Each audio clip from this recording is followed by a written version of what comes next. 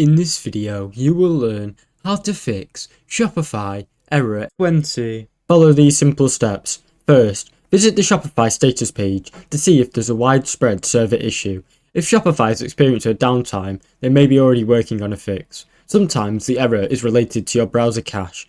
Try clearing your browser cache and cookies, then refresh the page. To clear your browser cache, go to Settings, then Privacy and Security. Click Clear Browsing Data and Cache and Cookies. If you recently installed any third-party apps on your Shopify store, one of them might be causing this issue. Try disabling these apps one by one to see if the error goes away. If the error happens making any changes to your theme, there might be a problem with that theme code. You can also revert to the default Shopify theme to see if that fixes the issue. If none of these steps work, try reaching out to Shopify support directly. Here they can check your store and confirm any potential issues on the server side. Thanks for watching. Don't forget to like and subscribe.